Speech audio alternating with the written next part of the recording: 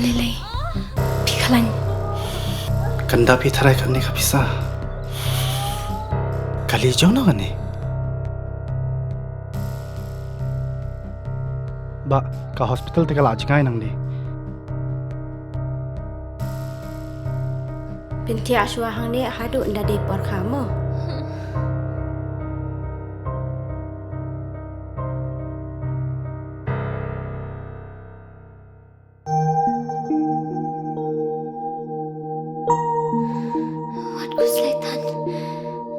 Sister, hap siu kat no ma? Kasurkar kalau siulut iki jing separo. Namar man ka way pa ka way ka minsim ka long ka koridor.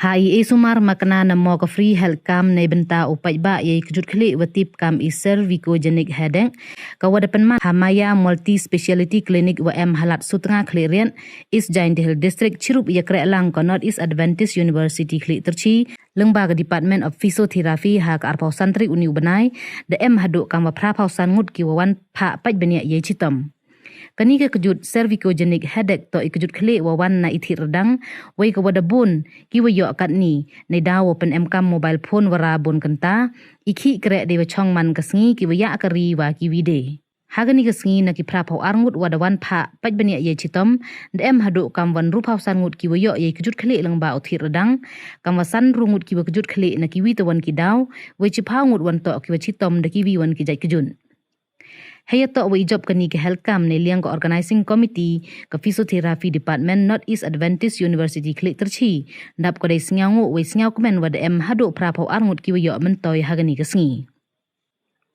ka Dr. Junita Kendai neurophysiotherapist pentip ko wa kini ki pra phau arngut wa wan bon na ki to ki wa kre mala sngi wa ki wa chong yung don hi de penche ko le dei wa ong lada kini ki wa kre mala wa ki wa chong yung ye ki u yo ye ni ikjun kat wan tam ya ki tu ki wa kre office ki wa kre ha ka kor computer wa ro chi sngi kam te nei benta ki tu ki wa kre de chong wa ro chi sngi kan tu ko ya ki wo chim ki ye por man ka ar kanta de vele exercise yo rodang open ki ya ki ti ki jat wela de yew le 2 minute le de biang hi Haya to wa isumar physiotherapy nei benta kani ke kjut ongko wa de em le ha ATS campus Khlieh terchi hai pat ki assistant professor yong ka physiotherapy department wa kan thup ya ka Dr. Junita Kendai Dr. Hormot Pongrop, Dr. Ahmed Wed Kendai, wa Dr. Clarity Marweng.